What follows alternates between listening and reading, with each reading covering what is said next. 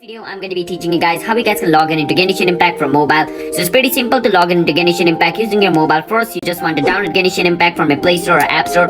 After downloading it, you want to open it, and once you open Genshin Impact, it's going to ask you to enter your information so you guys can log in into your account. Once you're over here, basically you can enter the information once this thing opens up. But if the thing doesn't opens up in your screen, then basically you can click on this button. Once you click on this button, this login pop-up menu will appear. Once it appears, you want to enter the email address and password of your account. After entering the email address or username of your account and password, you want to click on login, and if the information you typed over here is correct, then you should be able to log in into your account.